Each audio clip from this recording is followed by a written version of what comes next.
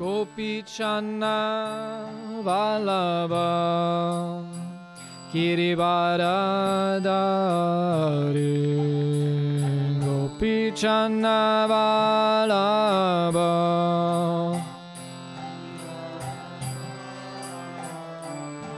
Jaya Gopi Channa Vallabha Girivaradari Gopi Channa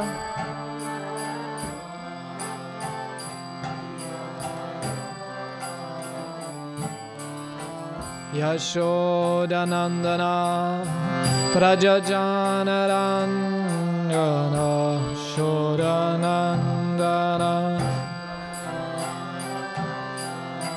Yashodanandana Prajachanaranjana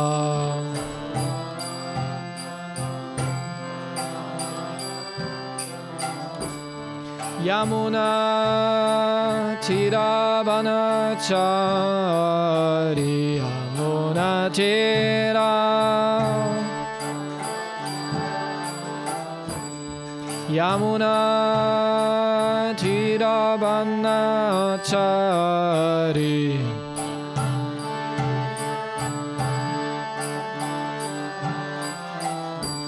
Jayaradham Madhava Kunja Bihari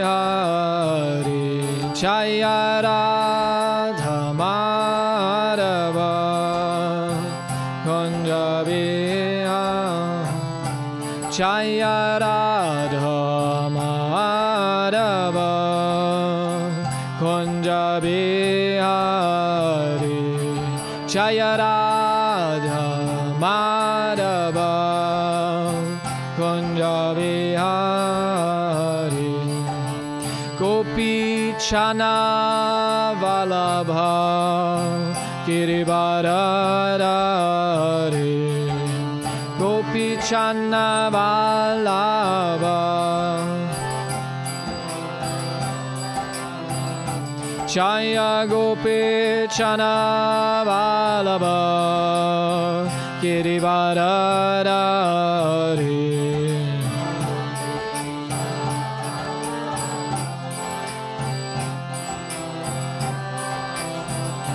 Yashodanandana Brajajanaranjana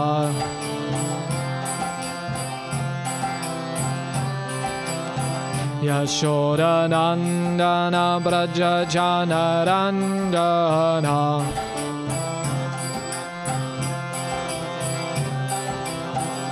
Yamuna Tiravanachari Yamuna Tira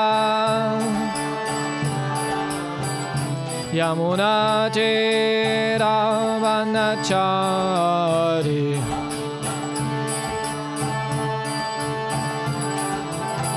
Hare Krishna Krishna Krishna Hare Hare Hare Rama Rama Rama Hare Hare Hare Krishna Krishna Krishna Hare Hare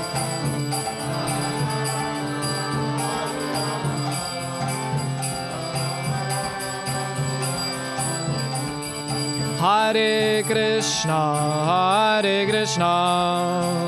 Krishna Krishna Hare Hare Hare Rama Rama Rama Hare Hare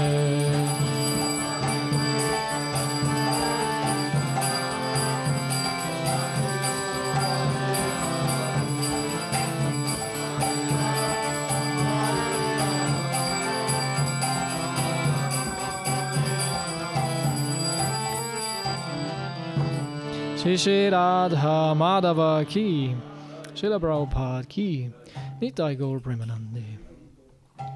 So, wenn ihr wollt, dass ich Englisch spreche, brauche ich ein englisches Bhagavatam.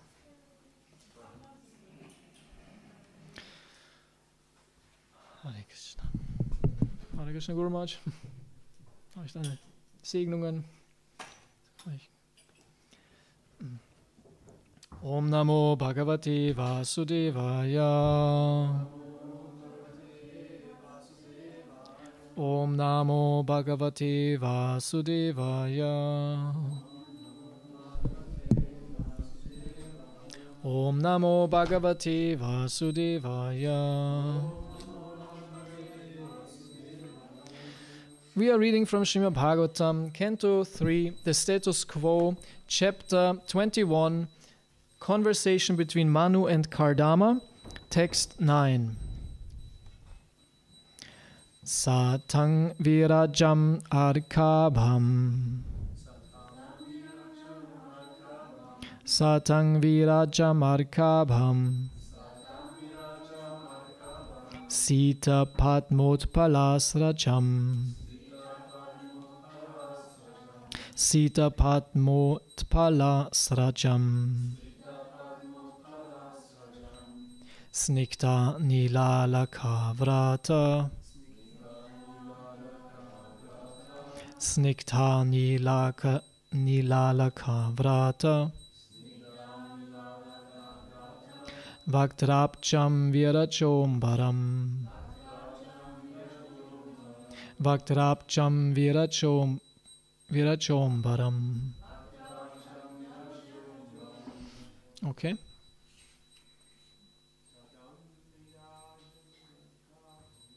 Satang virajamarkabham.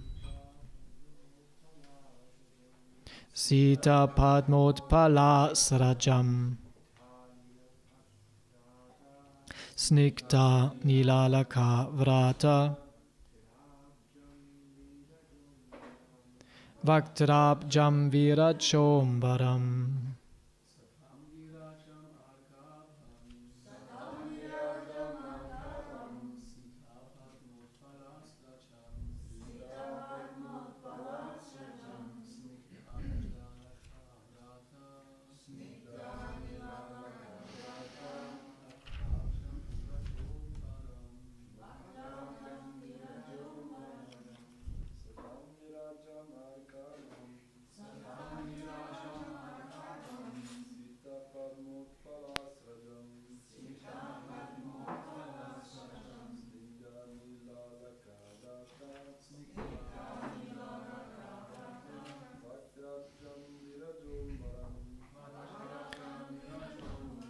Matajis.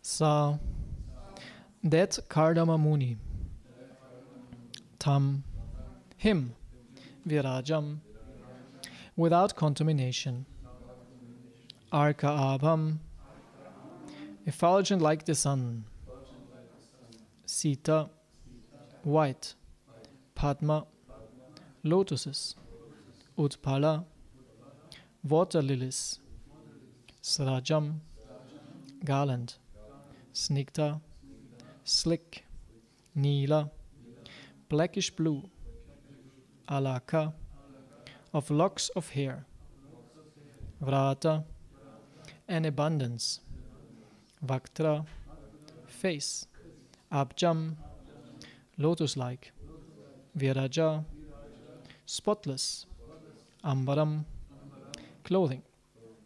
Translation. Kardama Muni saw the Supreme Personality of Godhead, who is free from material contamination, in his eternal form, effulgent like the sun, wearing a garland of white lotuses and water lilies. Their Lord was clad in spotless yellow silk, and his lotus face was fringed with slick, dark locks of curly hair. Text 10. Kiritanam kundalinam shankachakra gadadharam shvetotpala kridanakam manasparsha smitekshanam. Adorned with a crown and earrings, he held his characteristic conch, disc, and mace in 3 of his hands, and a white lily in the 4th. He glanced about in a happy, smiling mood, whose sight captivates the hearts of all devotees. Text 11. Vinyasta charanambo jam angsa deshe garutmataha drishtva ke vastitang vaksha shriyam kaustuba kandaram. A golden streak on his chest, the famous Kaustuba gem suspended from his neck. He stood in the air with his lotus feet placed on the shoulders of Garuda. Purport.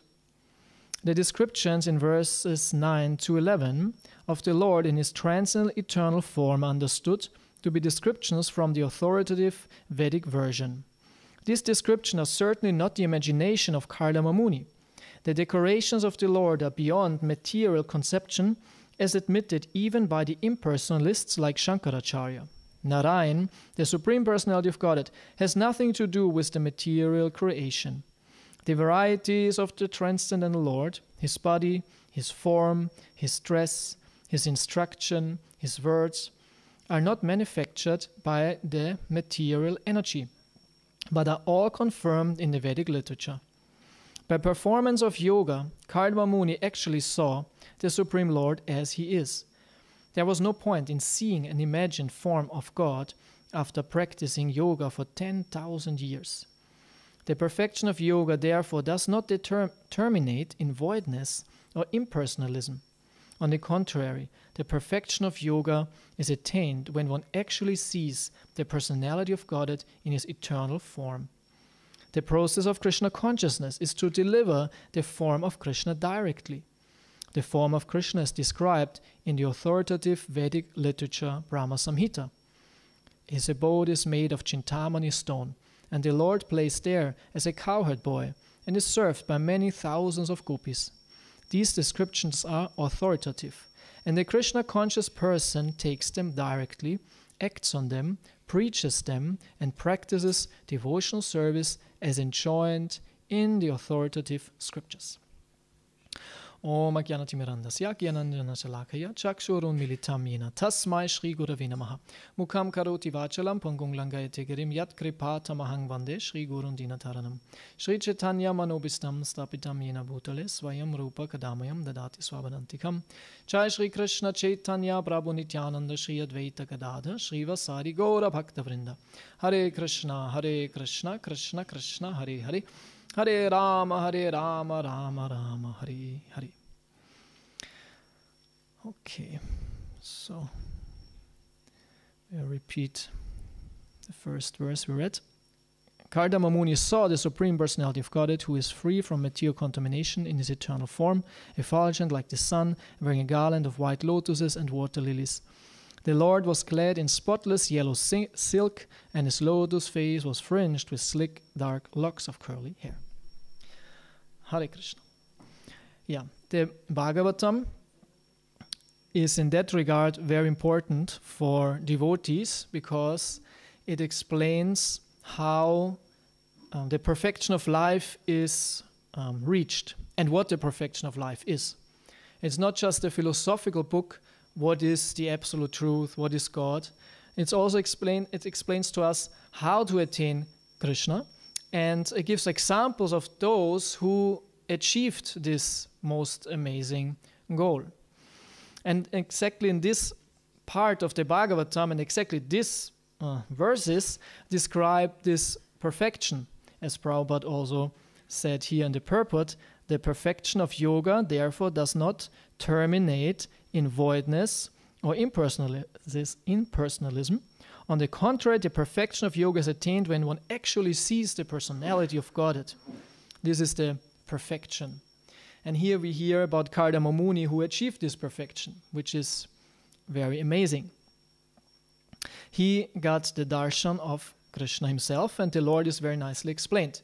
And Prabhupada said here in the purport also, this is not imagination. Because someone would say, nobody knows how God looks like, and more or less to really understand how good God looks, or let's say like this, you cannot really know, so you can imagine.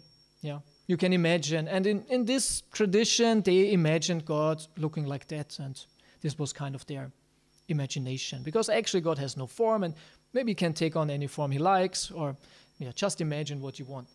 And Prabhupada makes this point very clear, that this is not imagination, that this is actually the form of Krishna, his eternal, true form, which is not coming from anything.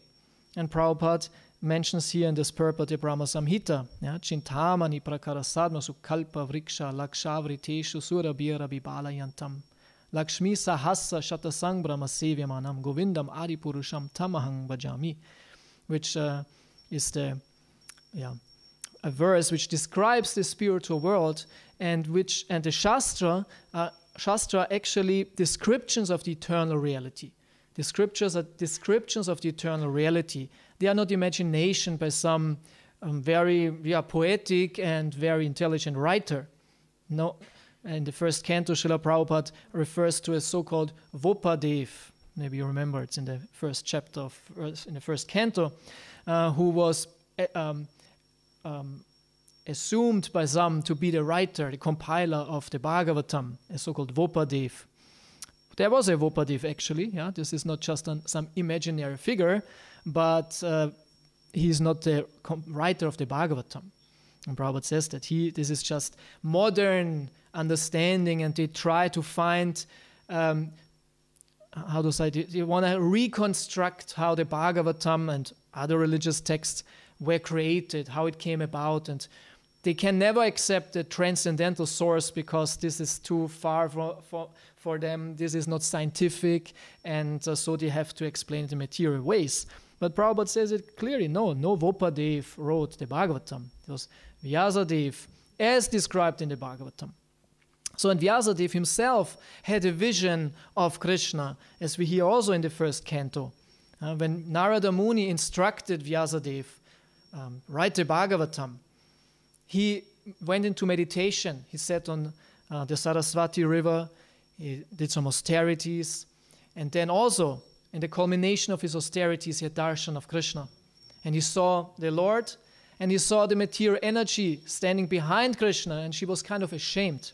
Actually, the material energy personified, she was kind of ashamed because she has to do this so-called unthankful task to put everyone into illusion.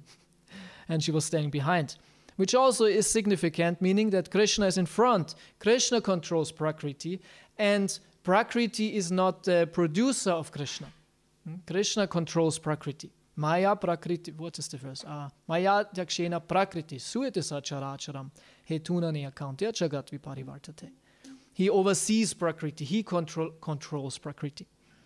So back to this Brahma Samhita shloka, where this Chintamani Dham is described. Chintamani is the spiritual energy. Prabhupada also translates it sometimes as touchstone or as spiritual element. And in the spiritual world, everything is built out of this Chintamani, which means everything there is spiritual. Not like in our world where everything is material, temporary, everything has a cause. In the spiritual world, nothing has a cause. It's the causeless world. It's a spiritual world. And there Krishna is in the center, surrounded by Sahasa Shata Sangbrahma Sevya Manam, by the thousands of Lakshmis who are actually gopis, right? And they are serving him with great awe and reverence and with love. And what else is there? There are many trees, wish-fulfilling trees, kalpa vrikshas, and surabhi cows. And this is the highest supreme reality. And this is already fixed. This is not imagination. This is not it's actually a wonderful idea. Just from a material point of view, it would be a very nice idea to envision God like that. in one sense, if someone, this is a very nice vision, but it's not an idea by someone, it's reality. Yeah. And it conforms in that sense to the highest aspects of aesthetic. What could be more beautiful than that? So, and in the Brahma Samhita also it said, Ishvara Parama Krishna Satchidananda Vigra Nadir Adir Govinda Sarva Karana Karanam. Yeah, so Krishna does not have a cause. He's the cause of all causes, and he is the beginningless beginning. Even Aristotle, who was a disciple of Plato, who was a disciple of Socrates, so they have also some parampara there. Aristotle also, he was arguing for the existence of God, and his argument was, it's a so-called cosmological argument, that God is the unmovable mover. He said there has to be something, someone who moved everything, and he has to be unmoved, because if he is also moved, if he has also a cause, we would never be able to find the answer to these questions, because you would end in a so-called infinite regress. Yeah, if you want to understand what is this, and if you have to always understand it via the cause, and the cause as a cause, you will never find out what is this. It's called infinite regress. Is that there must be an immovable mover, and the same we have in our line of the Brahma Samhita, when it said Anadir Adir. It's called that the beginningless beginning. Krishna is the beginningless beginning. He has no beginning. He has always been there. There is no time when he was created. And this is already an amazing aspect of his, that he has always been there in the spiritual world. And at times he shows himself in the material world. That's me. Here I am. And if we wouldn't do that, we would go on speculating and being in ignorance forever. Yeah. So we need this revelation of Krishna to understand him. Yeah. Yeah, so Krishna shows himself in the material world. So in this purport, Prabhupada focuses on these points, that there is no imagination in these descriptions, and that the perfection is for us to see Krishna himself. Yeah. So this is the perfection. This should be our goal. Everyone who is successful in life, in material or in spiritual, has a goal. This is a very important concept. If you want to be successful, and we understand in Krishna Consciousness, we want to be successful, we have to have a goal. We have to know what we want. We have to know why are we doing what we do. It's actually said, people who are, what was it? I heard a number recently. But out of, what was it? Only 4%, sorry, I forgot.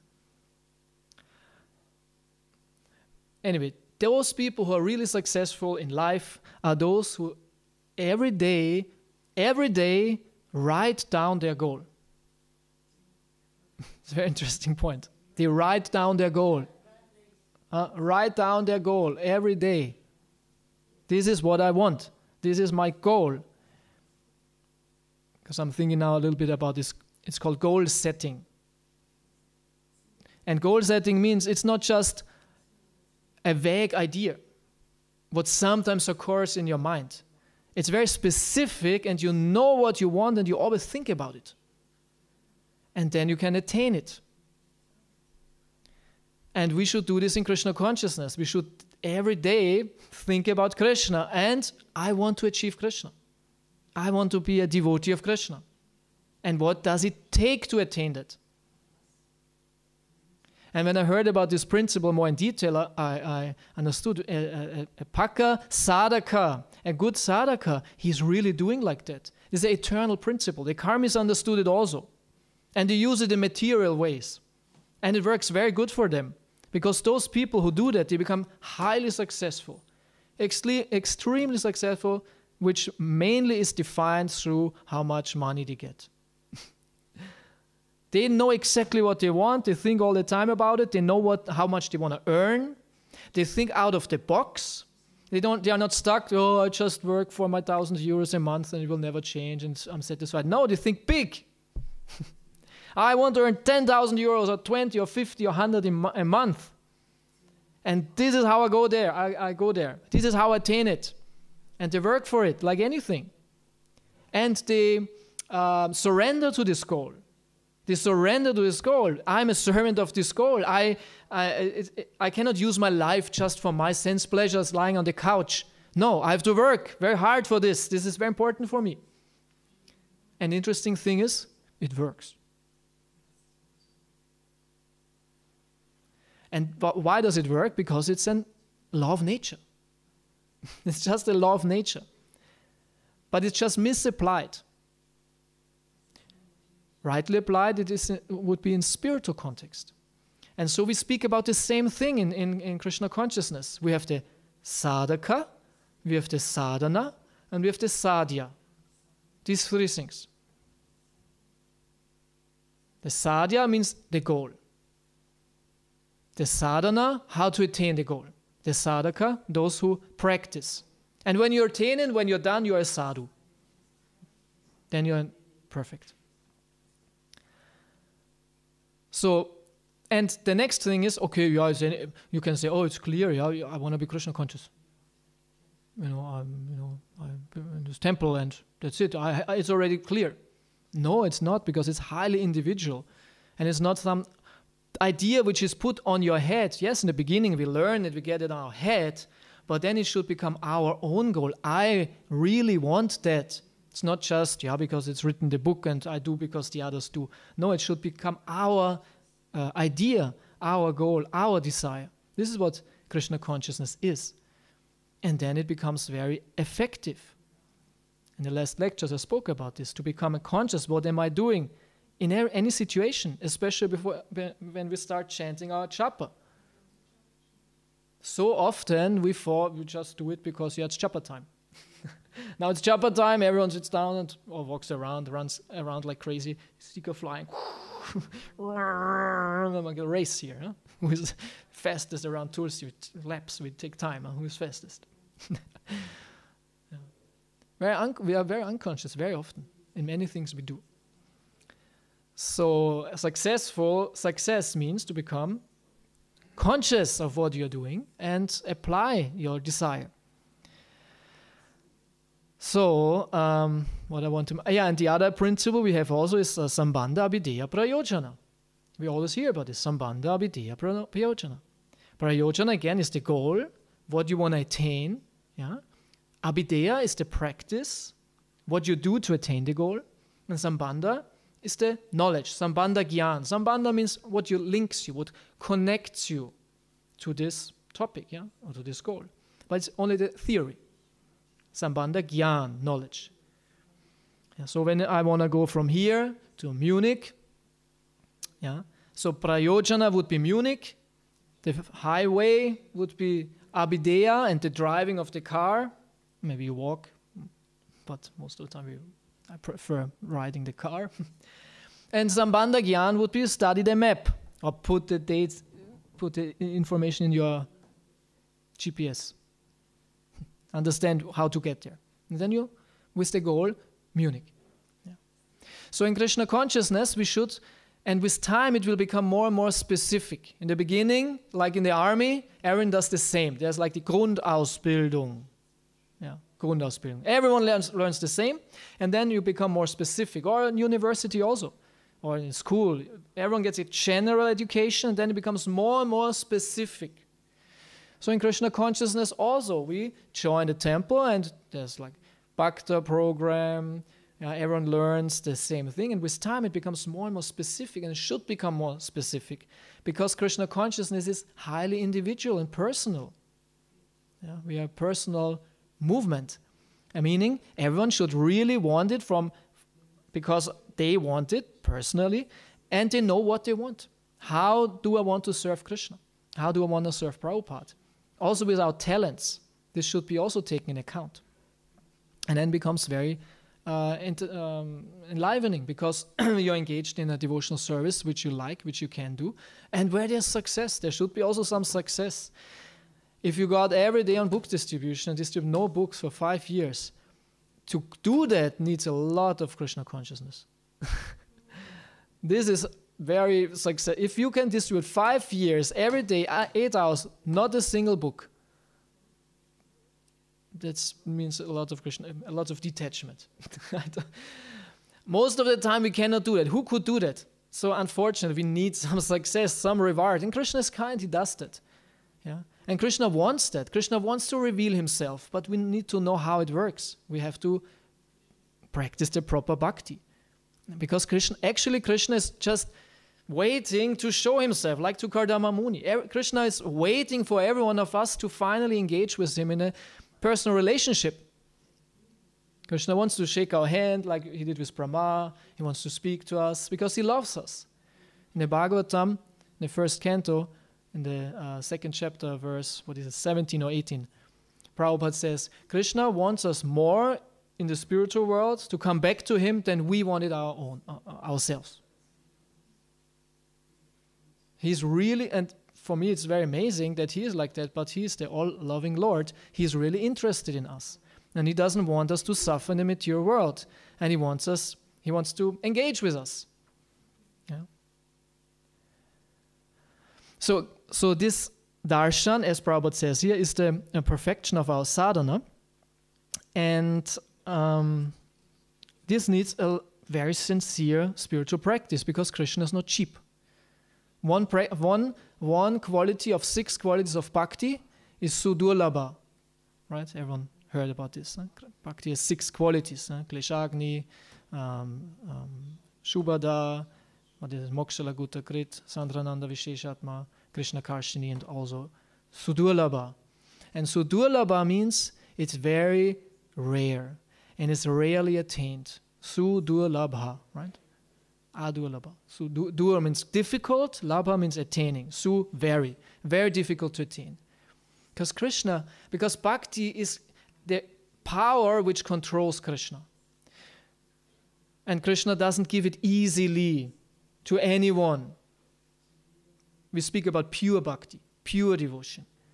Some bhakti, he gives, we are practicing bhakti, there is something. But pure devotion, he gives rarely. Because we have to be qualified for that. And how to become qualified? Through very sincere spiritual practice. Yeah. Kardama Muni, we hear here, did 10,000 years of austerities. Of course, you can say, it was in Satya Yuga, it's like very short amount. Okay, but still, he lived, people lived 100,000 years at that time, so 10,000 years already 10% of his lifetime. So for us, that would mean 10 years. 10 years of austerities, but fixed, He knew what he wants, the goal was clear, he was completely determined. And then in this perfection, he got the darshan of the Lord. Yeah. There's another verse in Brahma Samhita. Premanjana churita bhakti vilochanena santasa deva hridayeshu vilokayanti yang shyama sundaram achintya guna swarupam govindam adipurusham tamahang bhajami. Where it said that the devotee whose eyes are tinged with the salve or balsam of love of Godhead, ointment of love of Godhead, prema. When they said prema, he sees Shyama Sundara, beautiful, dark complexioned Lord, in his heart. Yeah. And in another verse from the first canto, I forgot the Sanskrit, it was spoken to Vidura, and he said Vidura was praised being a person so powerful that he can transform any place into a holy place of pilgrimage. He was so powerful, like Prabhupada also. Prabhupada is also where devotees glorify any place where he stayed. Any place he stayed, like in New York, we hear about the Tompkins Square Park and this tree. This is the Prabhupada tree, and these places are sacred. Transformed by Prabhupada. Before it was a regular tree. Who cares about the tree? Thousands of trees everywhere in this park, thousands of trees. But now, no, this tree is very, very, very special. Because Prabhupada was there. Without Prabhupada, it would be a regular tree. So it said these devotees, they are so pure, they transform any place. They make a holy place out of any place. And why? Because they carry Krishna in their heart. A devotee is a devotee because he has Krishna in his heart. And then he can make a place into a holy place. Meaning any person is not a devotee. This quality must be there. Who has Krishna in his heart. That means devotee. So, and a devotee has Krishna in his heart. And he realized Krishna, has a relationship with Krishna. He loves Krishna. He serves Krishna. Pure devotee. And he, as Prabhupada said here also in the end of the purport, he preaches Krishna. And why? Why can a devotee preach Krishna consciousness effectively? Because he experiences Krishna.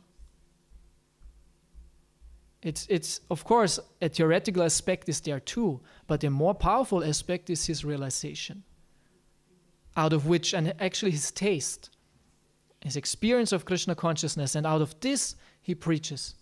As we hear also, tat vidi pranipatina pariprashnaya sevaya upadekshyanti de jnanes tattva darshinaha. Because jnanes tattva darshanaha, he sees the truth. Darshan.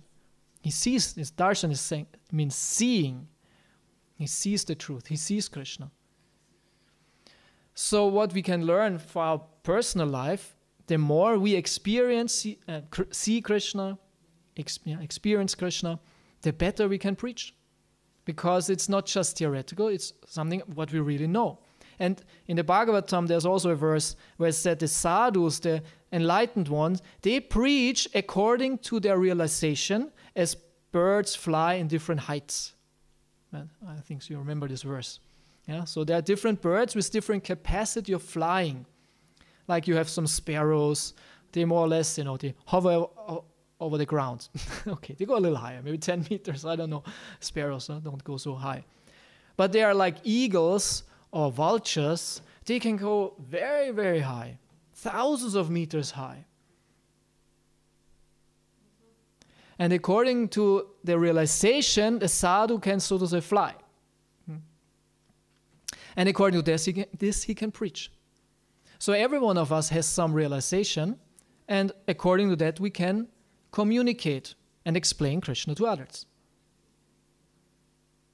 So in the pure devotee, as we hear here, he, and also like Prabhupada very often said, actually, I see Krishna.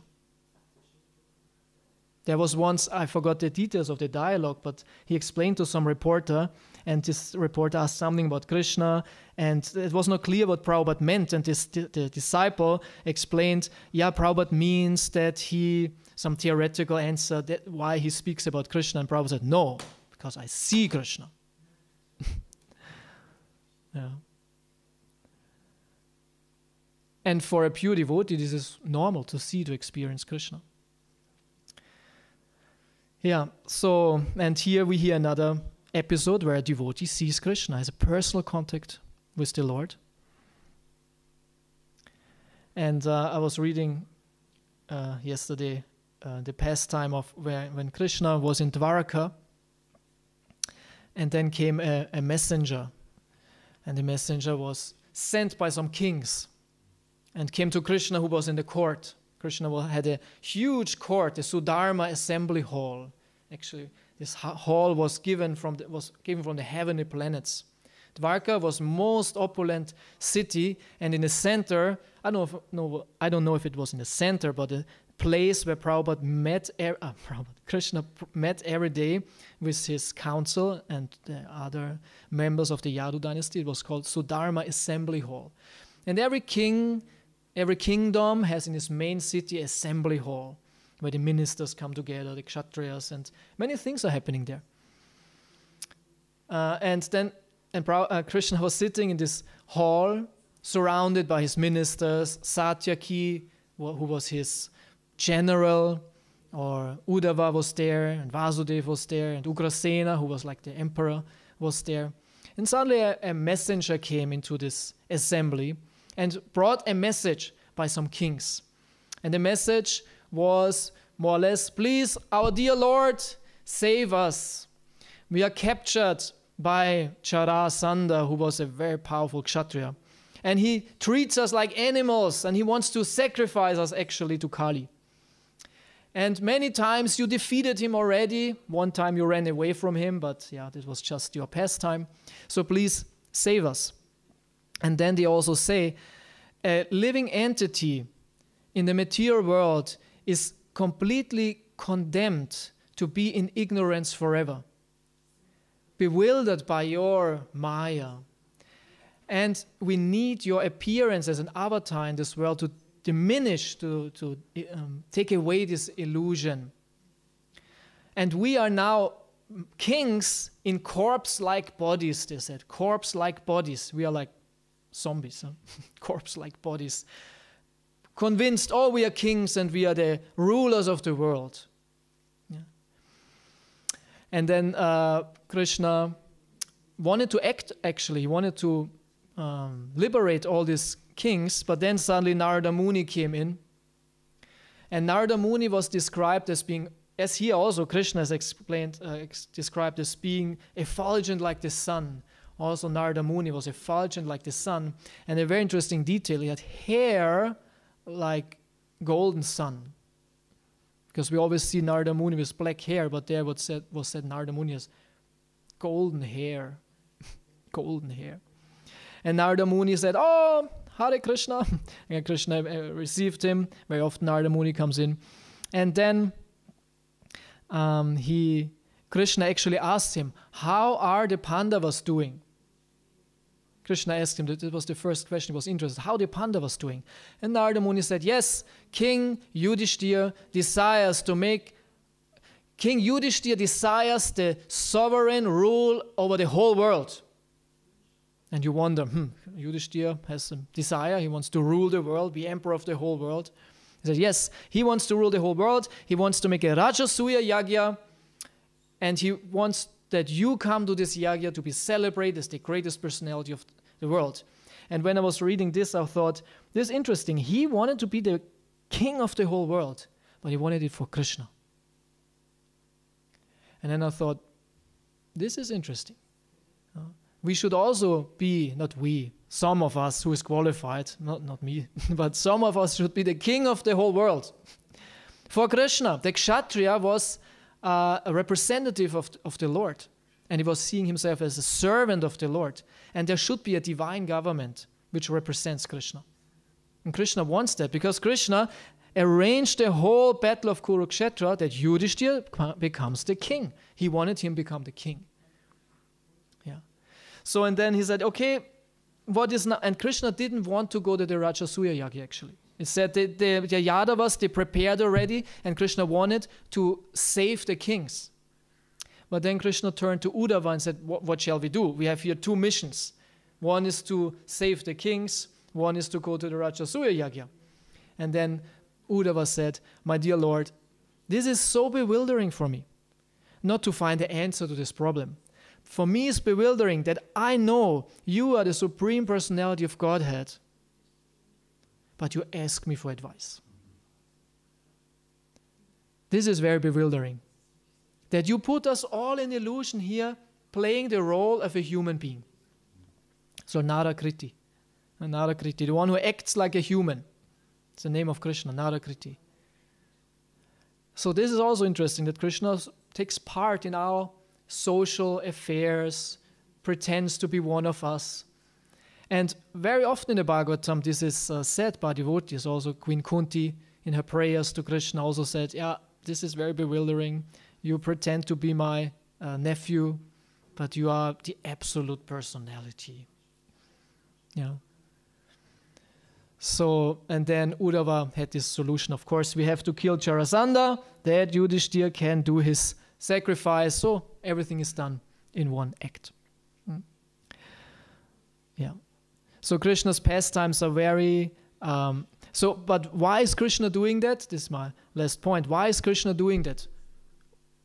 Playing the role of being like one of us. This is his pastime. This is his Leela. And he enjoys that very much. He himself enjoys it. He does it actually for our upliftment and even for our spiritual enjoyment. He plays a theater, more or less, that we become attracted to him.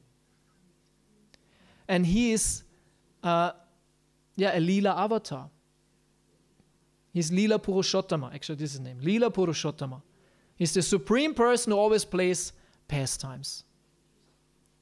And this is not just that he does it in the material world, like the form of Krishna is eternal, but his pastime is also eternal. It's not that there is the border of material and spiritual world, and in the spiritual world he's God, and in the material world he has his leelas, and pretends to be a human, pretends to be a sage, pretends to be a fish or something like that. These pastimes are also eternal. They are also eternal in the spiritual world. So he wants to show us these wonderful pastimes that we become attracted. That we think it's way more interesting with Krishna than in the material world. Parang Drishtva Nivartate. And my imitation of his leelas is very ridiculous. And we should just connect with him. And how do we do that? In absorbing our minds into the Leela Katha, becoming more and more inspired, and becoming out of this inspired to share with the others. And so this is how we go back to Krishna, to become Krishna conscious in this way. Okay, Hare Krishna. Any questions? Anything to add? You said everything that Krishna does here, he does in the spiritual world too. Yeah. But in the spiritual world, there's no demons. Yeah. He doesn't kill demons. Yeah. It's not exactly the same. Yeah. There are some details, of course, which are not in the... Actually, it said Krishna is in the spiritual world always Navkishore. He's always 16 years old. He's no baby. So there are a couple of things here which are not there. But in Brihad Bhagavatamrita, as far as I know, they said that there are even demons in the spiritual world, but they are just for Krishna's pastime. Some Leela demons. So not real demons in that sense. So yeah, there are no real demons in the spiritual world. And you mentioned something also that Prabhu was saying, he was speaking to a reporter. And I remember the details exactly, but about seeing God or something. At one point, Prabhu also spoke with a reporter, and the reporter asked him, "Do you see God?" And he said, "Yes." And then the reporter said, "Can you show me God?" And Prabhu said, "Yes." "Can you show me God now?" "Yes." "But first you have to become one of them," and he pointed to his disciples. And the reporter tried to get off the point and talk about something else, and Prabhu didn't want to talk to him anymore. Yeah. And Prabhupada had his Leela also with reporters. Yeah, thank you. Okay, Hare Krishna. Thank you very much, Prabhu. You mentioned this goal setting, and there's also this phenomenon that they said that the best way not to become frustrated is to expect too much from yourself and also to expect too much from others. So can you maybe talk a little bit about this balance of setting high goals, being optimistic about this, but on the other side not become frustrated due to expect too much? And there are also they said that Krishna is called Sanskrit is something that Manchatiti or something. I don't remember exactly. Bhava Grahi Janardana? No.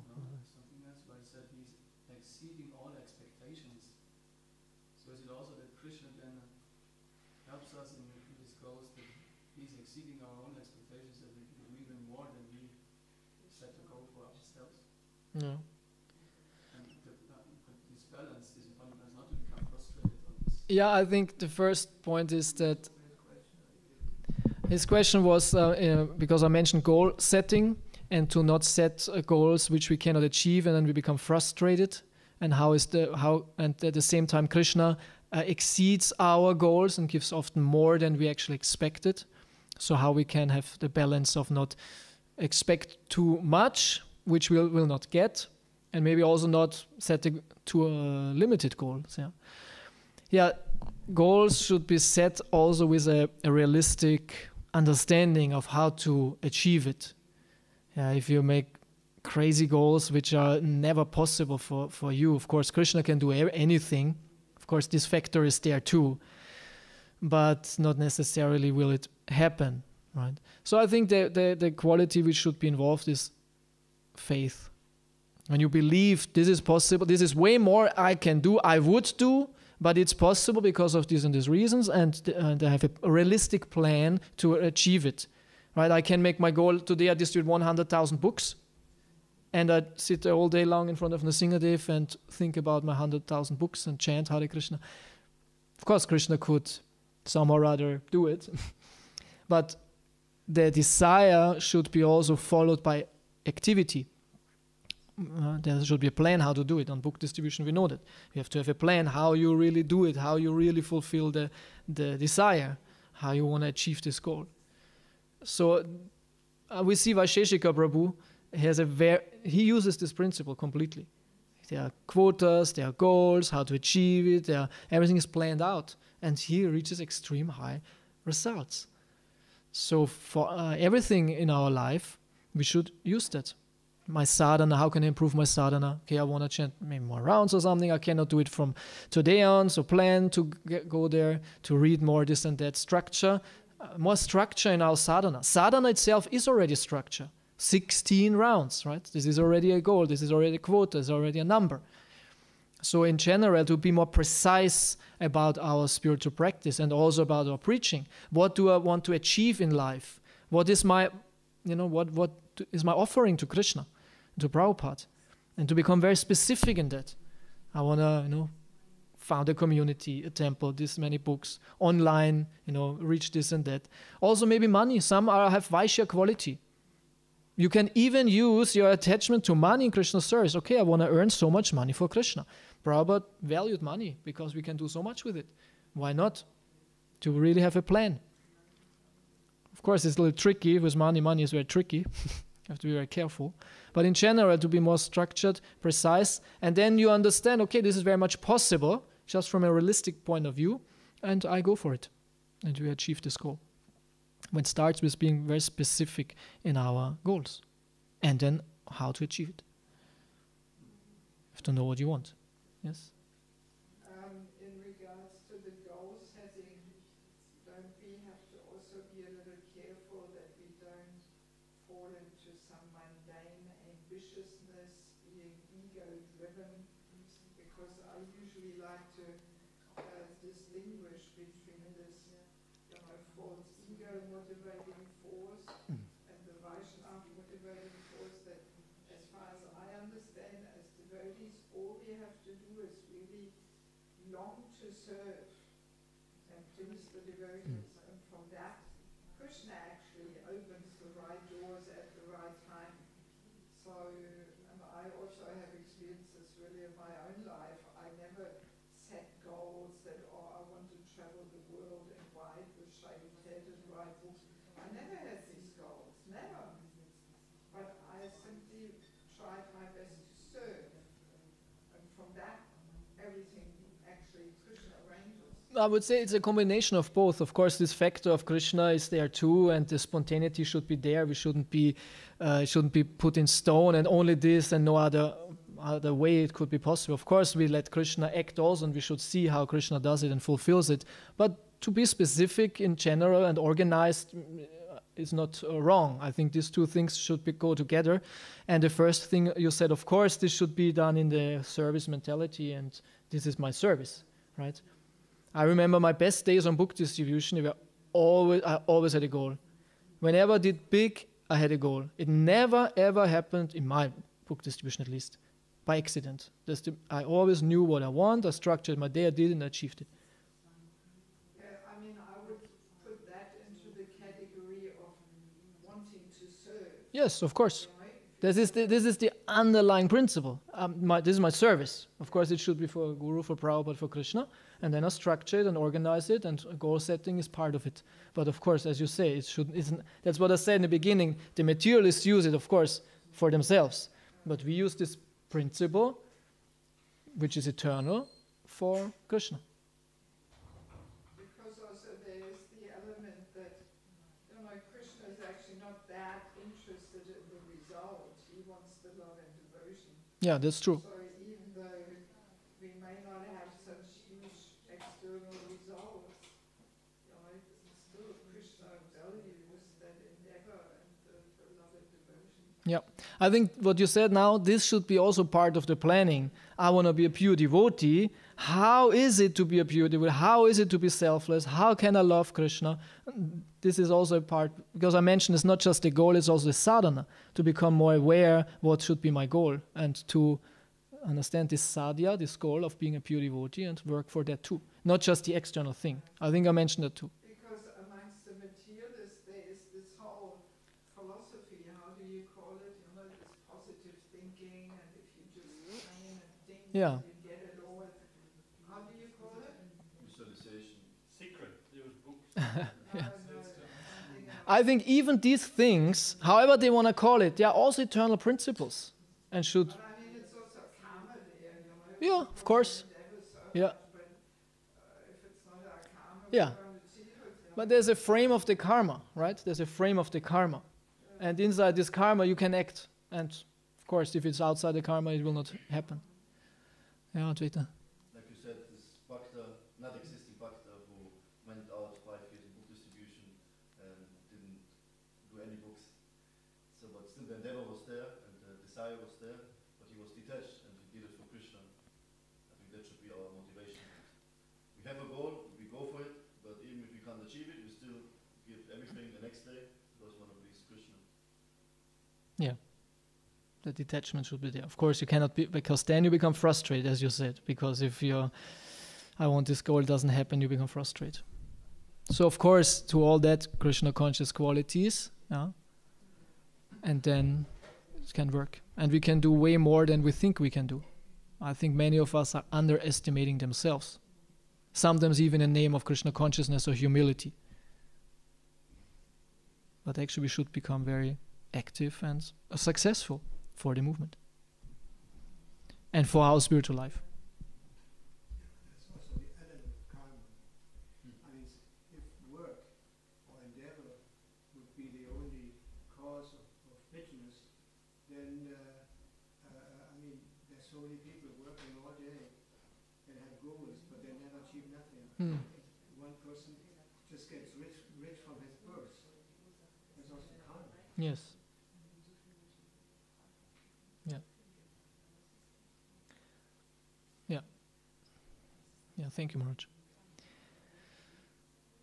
Okay, I think we are over time. Is it a comment or a question? One more question. No, question not, because I don't want to say anything anymore. Because it's time is over. Okay, thank you so much. Srila Prabhupada ki jai. Grantaraj Srimad Bhagavatam ki jai. Jai Gaur Premanande. Thank you so much. Srila Prabhupada ki.